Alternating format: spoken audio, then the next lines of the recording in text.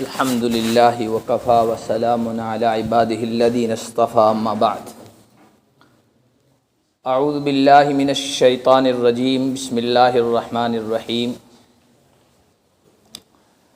ثم اورثنا الکتاب الذین اصطفینا من عبادنا فمنہم ظالم لنفسہ ومنہم مقتصد ومنہم سابق بالخیرات بإذن اللہ ذلک هو الفضل الکبیر۔ وقال النبی صلی اللہ علیہ وسلم من سلک طریقا یلتمس فیہ علما سہل اللہ لہ بہ طریقا الی الجنہ وإن الملائکۃ لتضع اجنحتها لطالب العلم رضا بما يصنع وَإِنَّ الْعَالِمَ لَيَسْتَغْفِرُ لَهُ مَنْ فِي السَّمَاوَاتِ وَمَنْ فِي الْأَرْضِ حَتَّى الْحِيتَانُ فِي الْمَاءِ وَإِنَّ الْعُلَمَاءَ وَرَثَةُ الْأَنْبِيَاءِ وَإِنَّ الْأَنْبِيَاءَ لَمْ يُوَرِّثُوا دِينَارًا وَلَا دِرْهَمًا إِنَّمَا وَرَّثُوا الْعِلْمَ فَمَنْ أَخَذَهُ أَخَذَ بِحَظٍّ وَافِرٍ أَوْ كَمَا قَالَ النَّبِيُّ صلی اللہ علیہ وسلم۔ السلام علیکم ورحمۃ اللہ وبرکاتہ۔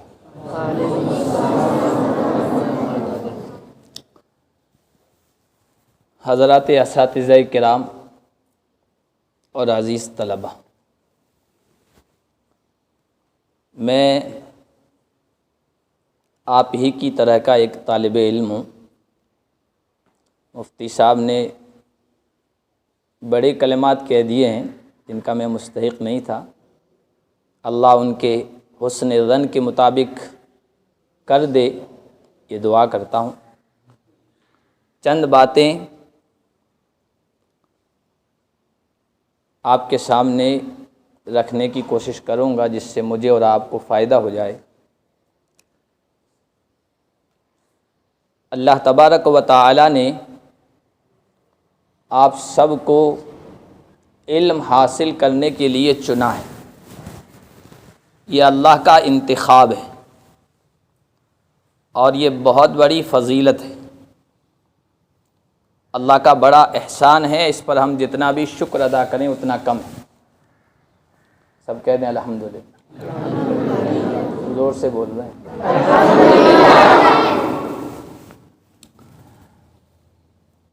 یہ اللہ کے احسان پر آپ نے شکر ادا کیا، اور الحمدللہ کا ثواب کتنا ہوتا ہے وہ بھی آپ دیکھیے، میزان بھر جاتا ہے یا نصف میزان بھر جاتا ہے۔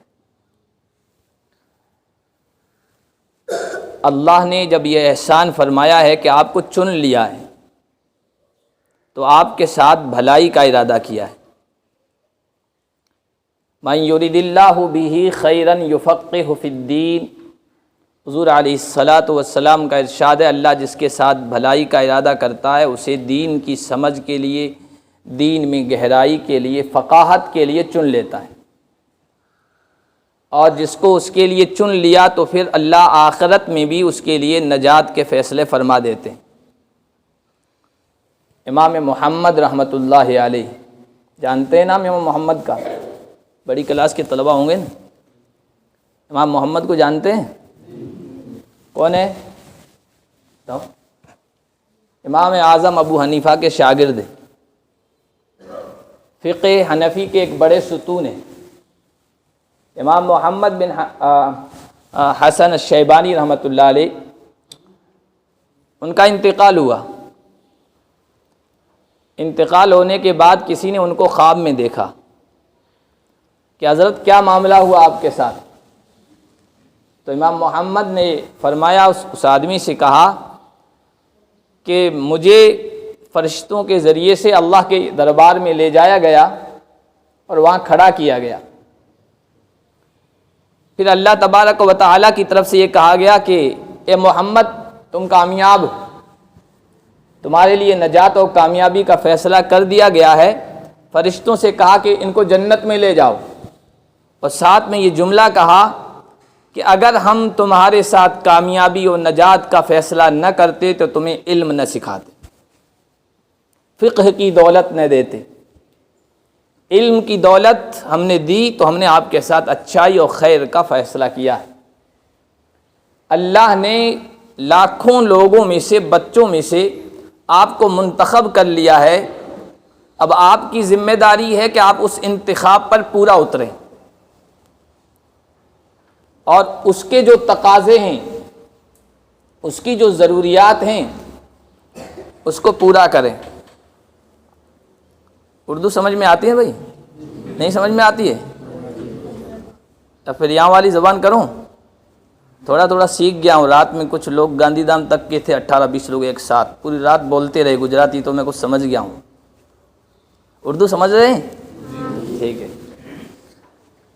تو اللہ نے آپ کو چن لیا ہے، آپ کا انتخاب کر لیا ہے، تو اب آپ کی ذمہ داری ہے کہ اس انتخاب پر پورے اتریں۔ اس انتخاب پر پورے کیسے اتریں گے؟ چند چیزیں ہیں جو آپ کو اختیار کرنی ہیں۔ چند چیزیں ہیں جو آپ کو، بولو بھائی، اختیار کرنی ہیں، جن کو اپنانا ہے۔ ان چیزوں کو آپ اپنائیں گے تو آپ کامیاب ہو جائیں گے اور اللہ کے انتخاب کو اپنے لیے پورا کریں گے، ثابت کریں گے۔ آپ طالب علم ہیں، طالب علم آگے چل کر بڑا عالم کیسے بنے؟ کیا چیزیں اس میں ہونی چاہیے جس کی وجہ سے آگے چل کر وہ امت کے لیے مفید بنے، نفع بخش بنے؟ اس کے لیے میں آپ کے سامنے صحابہ کرام رضوان اللہ علیہم اجمعین کے 2 نمونے رکھتا ہوں۔ ہمارے قریب کے اسلاف کے بھی نمونے، حضرت مولانا قاسم صاحب نانوتوی، حضرت گنگوہی، حضرت منگیری، حضرت مدنی، حضرت کاشمیری رحمہم اللہ جمیعاً، یہ سب ہمارے لیے نمونے ہیں۔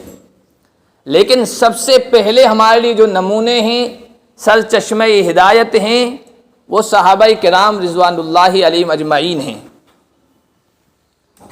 نبی علیہ الصلاۃ والسلام کے 2 شاگرد ہیں۔ نبی علیہ الصلاۃ والسلام کے، بولو آپ کو بھی بولنا ہے تھوڑا، 2 شاگرد ہیں۔ ایک شاگرد ہیں، نام بعد میں بتاؤں گا، وہ آپ کی عمر کے تھے اور بکریاں چلا رہے تھے۔ آپ میں بہت سارے ہوں گے جن کے بکریاں ہوں گی، گائے ہوں گی، بھینسیں ہوں گی، اور چلاتے ہوئے والدین نے یہاں بھیج دیا یا اللہ آپ کو یہاں لے آیا۔ وہ آپ کی عمر کے بچے تھے، بکریاں چلا رہے تھے۔ ایک مرتبہ واقعہ پیش آیا کہ نبی علیہ الصلاۃ والسلام اور آپ کے یار غار رفیق مزار سیدنا ابو بکر صدیق رضی اللہ تعالی عنہ سخت دھوپ میں کہیں جا رہے تھے، پہاڑی راستہ تھا، پیاس لگ گئی، کہیں پانی نظر نہیں آیا۔ دور سے اس بچے کو دیکھا کہ وہ بکریاں چلا رہا ہے، تو اس امید کے ساتھ گئے کہ اس بچے کے پاس کچھ پانی ہوگا یا بکریوں کا دودھ حاصل کر لیں گے، پیاس بجھائیں گے۔ نبی علیہ الصلاۃ والسلام اس بچے کے، اس لڑکے کے پاس گئے اور کہا کہ بھائی آپ کے پاس پانی ہے؟ کہا پانی نہیں۔ کہا کہ بکریاں ہیں؟ یا کہا بکریاں تو موجود ہیں۔ ان میں دودھ ہے؟ کہ ہاں دودھ تو ہے۔ دودھ دو کر ہمیں دو گے؟ کہا کہ بکریاں میری نہیں، میرے مالک کی ہے، میں امانت دار، میں اس میں خیانت نہیں کر سکتا ہوں۔ حضور علیہ الصلاۃ والسلام نے اس لڑکے سے کہا اچھا کوئی ایسی بکری ہے جس میں دودھ نہ آتا ہو، تھنوں میں ایک قطرہ دودھ نہ ہو، ایسی بکری ہے؟ الفاظ یہ ہیں حدیث کے، لم ینز علیہ الفحل۔ تو اس بچے نے کہا کہ ہاں ایسی تو ہے۔ کہا اس بکری میں تمہارے مالک کو کوئی شکایت نہیں ہوگی اور تم خیانت کے مرتکب نہیں ہوگے، وہ بکری لے آؤ۔ ایسی بکری پکڑ کر حضور علیہ الصلاۃ والسلام کے سامنے وہ لے آئے۔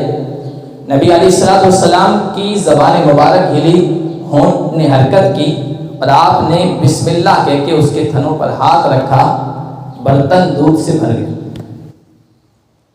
حضور کا معجزہ تھا، ایسے سینکڑوں معجزے حضور کے۔ یہ تو دودھ، بکری کا تھن تو موجود تھا نا، دودھ نکل آیا، وہ دودھ کی جگہ ہے، اگرچہ وہ دودھ والی بکری نہیں تھی، حضور کی تو انگلیوں سے پانی کے چشمے بہے پھوٹے، معجزہ تھا حضور علیہ السلام کا۔ حضور علیہ السلام نے دودھ نوش فرمایا، اپنے یار غار سیدنا صدیق اکبر کو بھی پلایا، اور اس کے بعد یہ دونوں اپنے راستے پکڑ کے چلے گئے۔ شام کو اللہ کے نبی صلی اللہ علیہ وسلم اپنے گھر سے غالباً کعبۃ اللہ کی طرف جا رہے تھے، کیا دیکھتے ہیں کہ راستے میں وہی لڑکا جو بکریاں چلا رہا تھا وہ آ گیا۔ حضور سے سلام کیا، جو بھی اس کو ملاقات کے جو الفاظ ہوتے ہیں انہوں نے کہے، اس کے بعد حضور علیہ السلام نے کہا کہ کیوں آئے ہو؟ کہا کہ میں آپ سے کچھ سیکھنے کے لیے آیا ہوں۔ کیا کرنے کے لیے آیا ہوں؟ سیکھنے کے لیے آیا ہوں۔ کیا سیکھنے آئے ہو؟ کہا کہ صبح جو آپ دوپہر کو آئے تھے اور آپ نے ایسی بکری جس میں دودھ نہیں تھا، اس کے تھنوں پر کچھ پڑا تھا اور دودھ آ گیا اس کے، وہ آپ نے منتر کچھ پڑھا تھا، تو وہ منتر میں سیکھنے آیا ہوں، مجھے سکھا دیجیے۔ نبی علیہ السلام نے اس لڑکے سے کہا انک غلام معلم۔ کیا کہا؟ انک غلام معلم۔ اب محدثین جو حدیث کے ماہر ہیں، شارحین ہیں، وہ کہتے ہیں حضور علیہ السلام نے یہ جملہ اس لڑکے کی حوصلہ افزائی کے لیے کہا، حوصلہ بڑھانے کے لیے۔ بڑا عجیب جملہ لکھا محدثین علماء نے کہ صحابہ کرام رضوان اللہ علیہم اجمعین جتنے بھی حضور کی خدمت میں آئے وہ ایمان قبول کرنے کے لیے آئے، ایمان حاصل کرنے کے جذبے سے آئے، اور یہ لڑکا جو آیا ہے وہ کس لیے آیا ہے؟ سیکھنے کے جذبے سے، یہ علم سیکھنے کے جذبے سے آیا ہے۔ وہ سمجھ رہا تھا کچھ منتر ہے، جادو منتر جس کی وجہ سے دودھ نکل آیا اس کے تنوں میں، لیکن تھا جذبہ علم سیکھنے کا، تو نبی علیہ السلام کے پاس علم سیکھنے کے جذبے سے آیا۔ حضور نے اس کی حوصلہ افزائی کے لیے کہا کہ تم تو سیکھے سکھائے لڑکے ہو، غلام ہو۔ صحابہ ایمان لینے کے لیے آئے، ان کو ایمان ملا، یہ لڑکا علم سیکھنے کے جذبے سے آیا تھا۔ علماء نے لکھا اللہ نے ایمان سے بھی نواز دیا اور علم کی دولت سے بھی نواز دیا۔ پھر یہی بچہ آگے بڑھا، اللہ کے نبی صلی اللہ علیہ وسلم کی خدمت میں حاضر باش رہا، ہر وقت حضور کی خدمت میں رہتا تھا، علم حاصل کیا، ہر مجلس میں موجود رہتا تھا اور غور کے کانوں سے حضور کے ارشادات سنتا تھا۔ حضرت ابو موسیٰ اشعری کا قول بخاری شریف میں موجود ہے کہ ہم جب اپنے قبیلے سے آئے ہیں حضور علیہ السلام کی خدمت میں، تو ہم نے دیکھا کہ ایک لڑکا ہے، پردے کے احکامات نازل ہو چکے ہیں، گھر میں اجازت کے بغیر نہیں آ سکتے ہو، داخل نہیں ہو سکتے ہو، لیکن ایک لڑکا ایسا ہے حضور علیہ السلام نے جس سے کہہ دیا ہے کہ اگر دروازہ گھر کا کھلا ہے اور اندر سے میرے بولنے کی آواز آ رہی ہے تو تم ہی اجازت لینے کی ضرورت نہیں، سیدھا اندر آ سکتے ہو۔ یہ اسی سیکھنے کے جذبے کی حضور نے قدر کی کہ تمہارے لیے اجازت ہے، اندر سیدھے آ سکتے ہو۔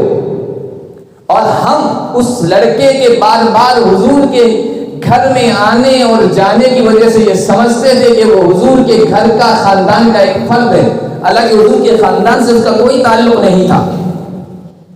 اس جذبے کے ساتھ اس نے حضور کی خدمت میں رہ کر علم حاصل کیا، اور یہی بچہ آگے چل کر فقیہ الامت پر بنا۔ کیا بنا؟ فقیہ الامت۔ یعنی جب یہ کہا جائے گا کہ فقیہ الامت، تو صحابہ کرام رضوان اللہ علیہم اجمعین میں صرف اس بچے کی طرف، اس لڑکے کی طرف ذہن جائے گا کہ فلاں آدمی مراد ہے، وہ لڑکا عبداللہ ابن مسعود ہے۔ کون ہے؟ ہاں، جب صحابہ میں فقیہ الامت کہا جائے گا تو کون مراد ہوئے؟ عبداللہ ابن مسعود۔ حنفی جو فقہ ہے اس کی بنیاد عبداللہ ابن مسعود کا فقہ ہے، اور ان کی مرویات ہیں اور ان سے جو منقول احادیث ہیں وہ حنفی فقہ کی بنیاد ہے. آگے چل کر اتنی بڑی شخصیت بنے ہیں کہ نبی علیہ الصلوۃ والسلام کے زمانے میں تو حضور نے بڑے فضائل بیان فرمائے ان کے. قرآن کے ماہر بنے, فقہ کے ماہر بنے. حضرت عمر بن خطاب رضی اللہ تعالی عنہ کے دور میں جب اسلامی خلافت کا دائرہ وسیع ہوا, اسلامی حکومت کا دائرہ وسیع ہوا, آج جو عراق ہے, کوفہ شہر ہے, یہ آباد ہوا. کوفہ شہر حضرت عمر کے زمانے میں آباد ہوا, نیا شہر.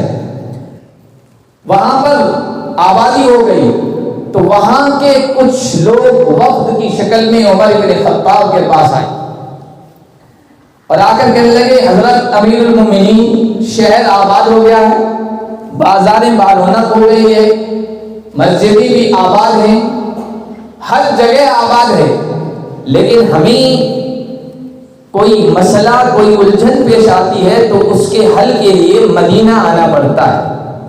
تو ہم آپ سے درخواست کرنے آئے, کوئی ایسی شخصیت ہمارے یہاں بھیج دیجیے جس پر آپ کو اعتماد ہو, آپ کی معتمد علیہ شخصیت ہو, ایسی شخصیت کو ہمارے یہاں بھیج دیجیے.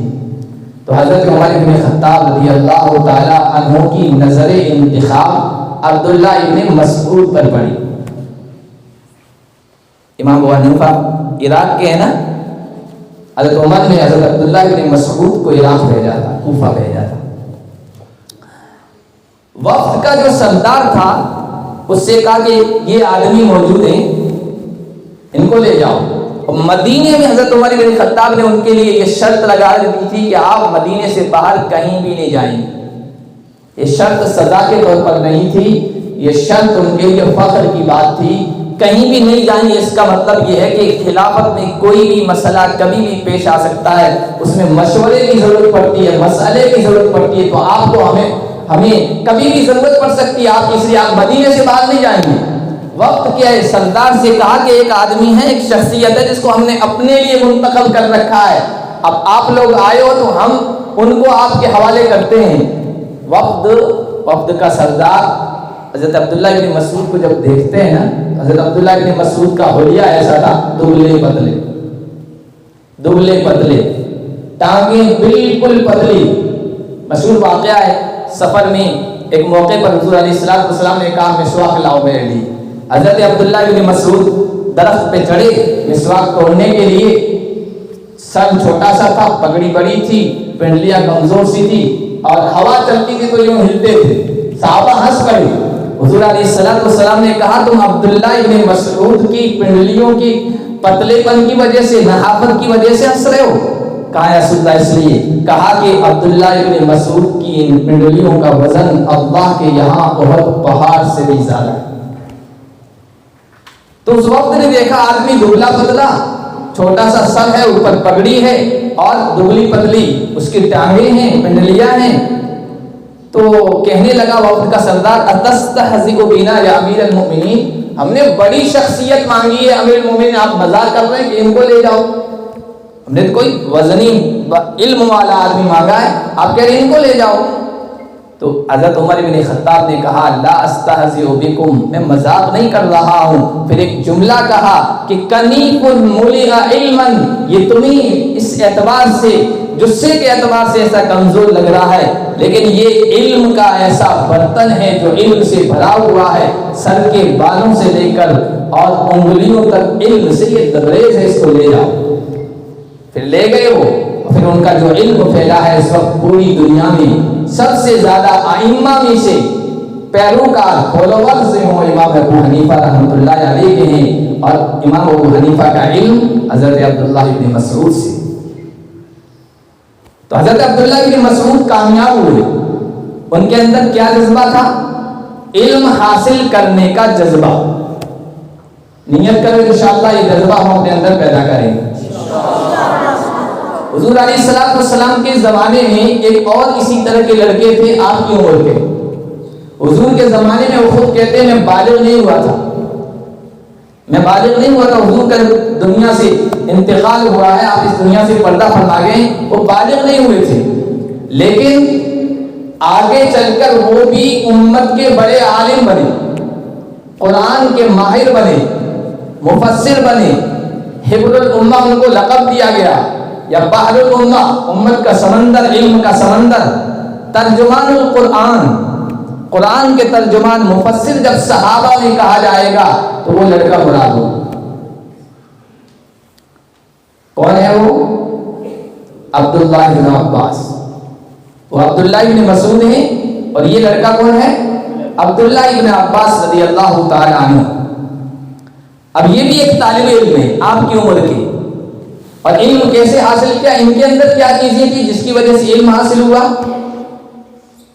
اللہ کے نبی صلی اللہ علیہ وسلم کی ایک زوجہ تھی، گھر والی، حضرت میمونہ، یہ ان کی خالہ تھی، ماسی تھی۔ کیا تھی؟ ہاں، ماں جیسی۔ ماسی کا مطلب ماں جیسی، تو ماسی تھی۔ تو یہ لڑکوں میں اتنا شعور نہیں ہوتا ہے کہ بڑی شخصیت آ گئی، ٹھیک ہے آپ کے اساتذہ نے آپ کو یہاں بٹھا دیا تو آپ یہ بات سیکھ رہے ہیں، کوئی عالم آئے گا اس سے بات سیکھتے ہیں، اس کا بیان سنتے ہیں، لیکن اگر اساتذہ نہ بٹھائیں تو بڑی سے بڑی شخصیات یہاں آ جاتی ہے، آپ کو کوئی فرق نہیں پڑتا ہے، شعور نہیں ہوتا کہ ان کے پاس چلے جائیں، کچھ بات حاصل کر لیں، کچھ نصیحت کا کہہ دیں، ڈائری میں کچھ لکھا دیں کہ حضرت کچھ نصیحت لکھ دو، ایسا نہیں ہوتا عام طور پر۔ لیکن وہ لڑکا کتنا باشعور ہے، دیکھیے علم حاصل کرنے کا جذبہ، وقت نکال کر اپنی خالہ کے یہاں آیا کرتے تھے، صرف اس لیے کہ حضور کے معمولات گھر میں کیا ہے، حضور گھر میں کیا کرتے ہیں یہ سیکھنے کے لیے آتے ہیں، سیکھنے کا یہ جذبہ آئے ہیں۔ بخاری شریف میں ان کی روایت موجود ہے، رات کو اب اس انتظار میں کہ حضور نیند سے بیدار ہو کر کیا کرتے ہیں، ہمارے جیسے ہوتے بچے لڑکے سو جاتے، قضاتے لیتے، صبح فجر میں نگراں اٹھاتا ہے تو اٹھتے ہیں، جس دن نگراں نہ اٹھائے تو اس دن فجر بھی غائب ہو جاتی ہے کہ نہیں؟ غائب ہو جاتی ہے۔ وہ بچے ہیں، تہجد کے وقت حضور اٹھے ہیں، یہ بھی اٹھ گئے کہ حضور کیا پڑھتے ہیں، کتنی رکعت پڑھتے ہیں، اس میں کیا پڑھتے ہیں۔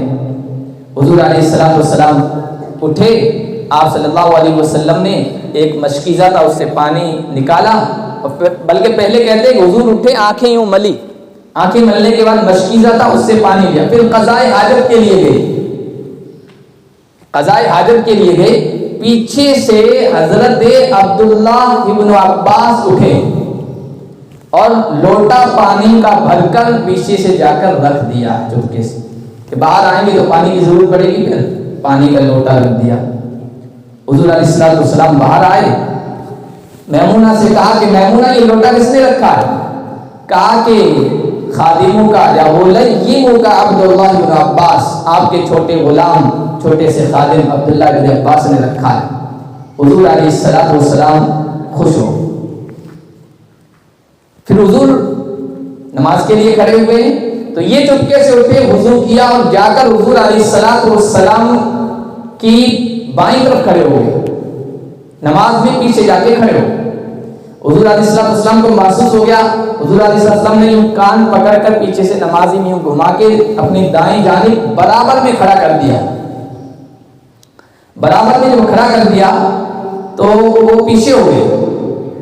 حضور نماز سے فارغ ہوئے، کہا کہ عبداللہ میں نے تمہیں برابر میں کھڑا کیا تھا، پیچھے کیوں ہو گئے؟ کہا یا رسول اللہ آپ کے برابر میں کھڑا ہو سکتا ہوں، آپ کے ادب احترام میں پیچھے کھڑا ہو گیا، میں آپ کے برابر نہیں کھڑا ہو سکتا ہوں۔ حضور علیہ السلام نے ہاتھ اٹھائے اور دعا دی، اللہم فقہہ فی الدین وعلمہ التاویل، یا اللہ دین کا گہرا علم اس بچے کو عطا فرما اور علم تفسیر کا ماہر اس بچے کو بنا۔ اب یہاں دیکھیے آپ کے لیے بھائی کام، آپ کے کام کی بات ہے یہاں، ٹھیک ہے؟ یہاں دیکھیے طالب علم کے اندر پہلی چیز کیا ہونی چاہیے بتاؤ؟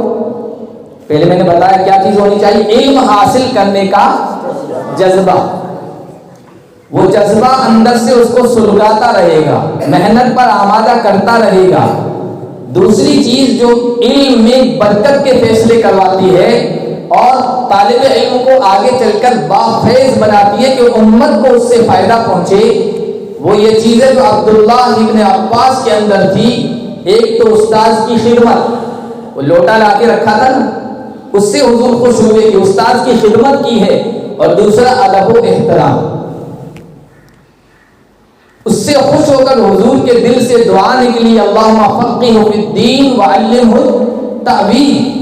اور پھر یہ عبداللہ ابن عباس جو حضور کے زمانے میں لڑکا تھا، بچہ تھا، آگے چل کر امت کا سب سے بڑا مفسر بنا ہے، امت کے علم کا سمندر بنا ہے، بحر الامہ بنا ہے، یا ابن الامہ، امت کا سب سے بڑا عالم بنا ہے. 3 چیزیں طالب علم کے اندر ہونی چاہیے. نمبر 1 اس علم حاصل کرنے کا جذبہ، نمبر 2 اساتذہ کی خدمت، نمبر 3 ادب و احترام.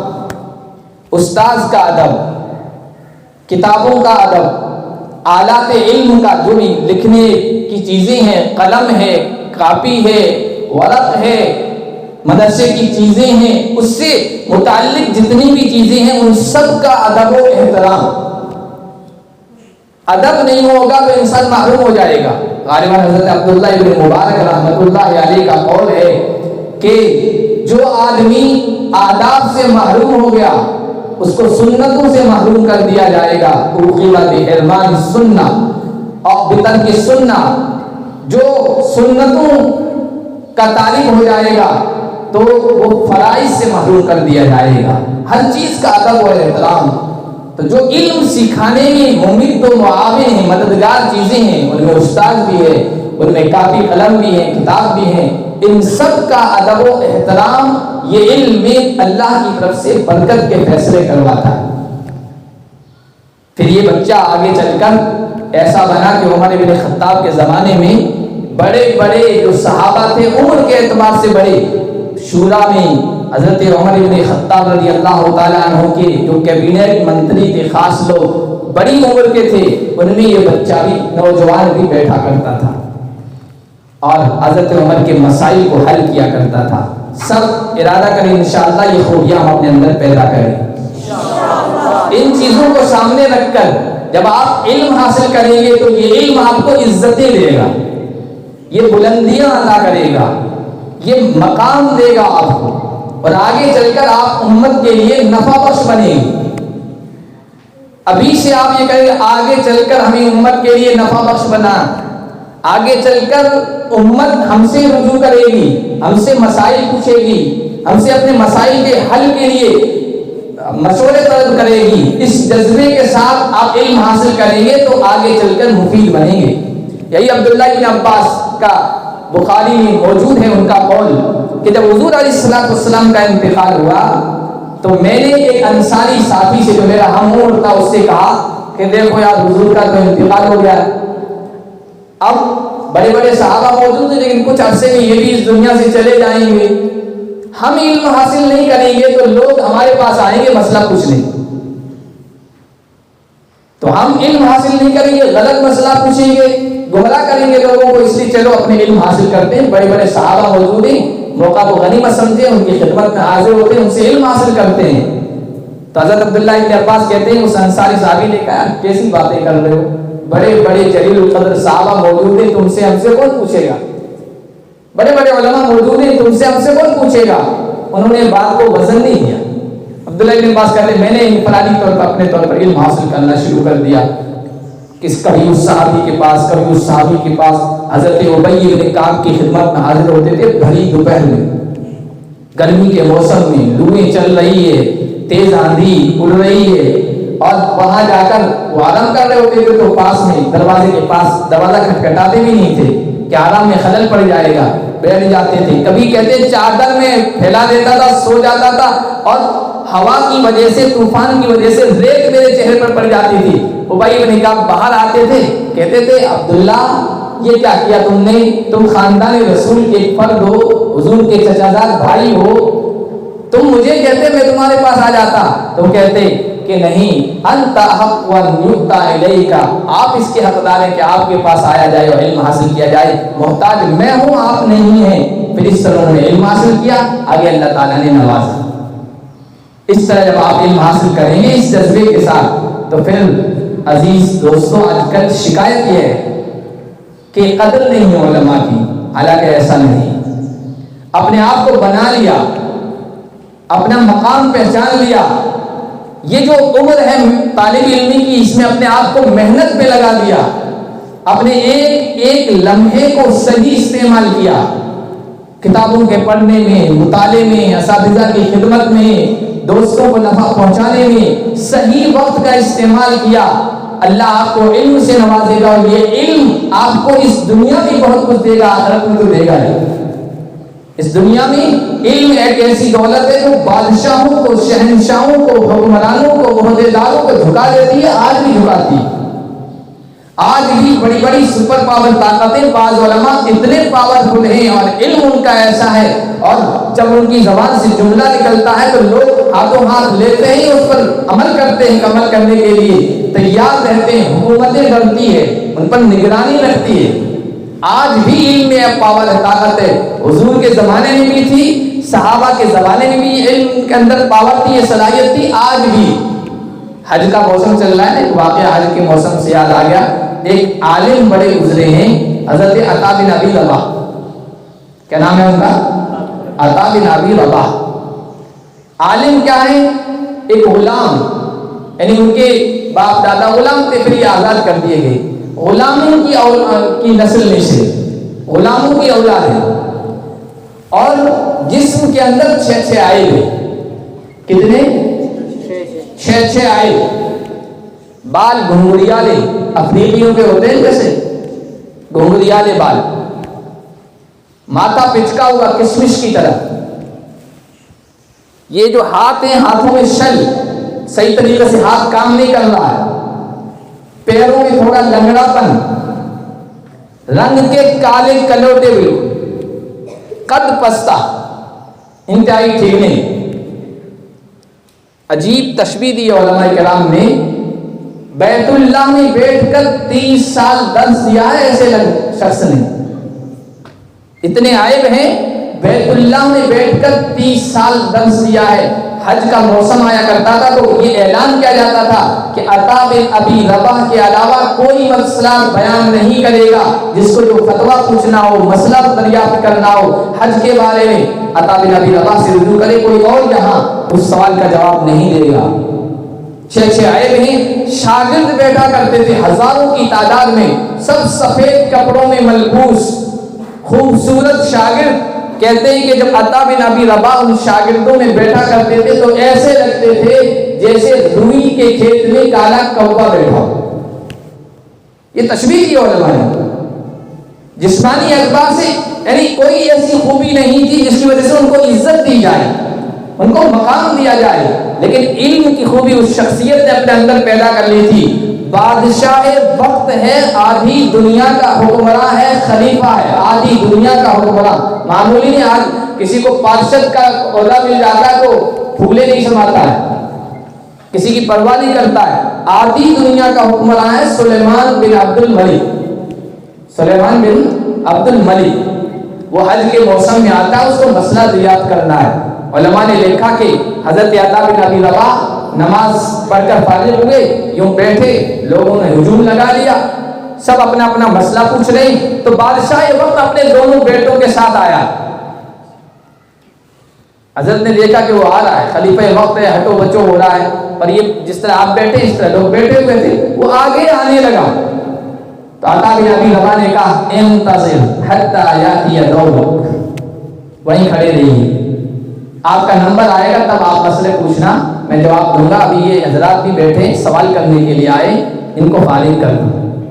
بادشاہ وقت چپ چاپ اپنے دونوں بیٹوں کے ساتھ وہاں بیٹھ گیا، یہ سارے لوگ فارغ ہو گئے، کہا کہ اب آپ تشریف لے آئیے۔ وہ آگے آئے، مسئلہ پوچھا، اور واپس جا رہے تھے تو اپنے بیٹوں سے کہتے ہیں اے میرے بیٹو تعلما، علم حاصل کرو، خدا کی قسم آج تک میں کسی انسان کے سامنے اتنا ذلیل نہیں ہوا ہوں جتنا اس غلام زادے کے سامنے ذلیل ہوا ہوں۔ بیٹو علم حاصل کرو، خدا کی قسم آج تک میں نے اتنی ذلت محسوس نہیں کی ہے جتنی اس کالے کلوٹے پستہ انسان کے سامنے ذلت محسوس کی۔ یہ علم تھا جس نے ان کو عزتیں بخشی۔ یہ علم حاصل، یہی علم حاصل کرنے کے لیے اللہ نے آپ کو چن لیا ہے۔ اللہ کی نظر انتخاب آپ پر پڑ گئی ہے، اب آپ کے ذمے ہے کہ آپ اس کو اپنے اوپر کتنا فٹ کرتے ہیں، منتقل کرتے ہیں، اور اللہ کی نظر انتخاب کو کتنا صحیح کرنے کی کوشش کرتے ہیں۔ جذبہ رکھیں، ارادہ کریں، نیت کریں گے، انشاءاللہ ہم اپنے وقت کا صحیح استعمال کریں گے اور امت کے ترجمان، امت کے آگے چل کر مرجع ہم بنیں گے۔ یہ جذبہ رکھتے ہیں بھائی۔ آج ہم لوگوں کے سامنے ابھی کسی طالب علم سے پوچھ لیا جائے نا کہ آپ کیا بننا چاہتے ہیں، تو خاموش کھڑا رہے۔ ہمارے سامنے ہدف نہیں ہے، مقصد نہیں ہے۔ والدین نے پہنچا دیا، رشتہ داروں نے پہنچا دیا، آ گئے، علم حاصل کر رہے ہیں، لیکن سامنے مقصد نہیں ہے۔ اللہ کے ساتھ آپ جیسا اللہ کے ساتھ آپ جیسا گمان رکھیں گے، اللہ کی طرف سے فیصلے بھی اسی کے مطابق ہوں گے۔ انا عند حسن ظن عبدی بی، میرا بندہ میرے ساتھ جیسا گمان رکھتا ہے، میری طرف سے فیصلے بھی اسی طرح ہوتے ہیں۔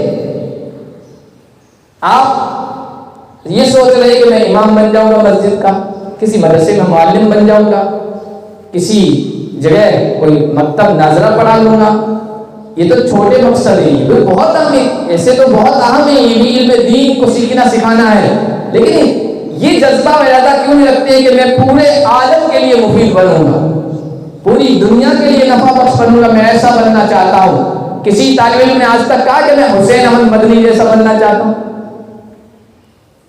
حضرت نانوتی جیسا بننا چاہتا ہوں، حضرت گنگوئی جیسا بننا چاہتا ہوں، حضرت مدنی کو میں اپنے لیے آئیڈیل سمجھتا ہوں اور ان کے مطابق ان بننے کی کوشش کرنا چاہتا ہوں، کسی نے نہیں سوچا ہوں۔ جتنا بڑا مقصد رکھیں گے پھر آپ کی محنت بھی اسی اعتبار سے ہوگی۔ ایک مثال دے کر میں اپنی بات ختم کرتا ہوں۔ اگر آپ کو یہاں کوئی ندی ہو چھوٹی سی، پانی بہ رہا ہو، آپ کو پار کرنا ہے، تو آپ کیا کریں گے؟ بتاؤ کیا کریں گے؟ ندی پار کرنے کے لیے کشتی بنائیں گے۔ کیا کریں گے؟ کشتی بنائیں گے۔ اچھا آگے ندی نہیں، بہت بڑا سمندر ہے، عرب ساگر ہے، تو آپ کیا کریں گے؟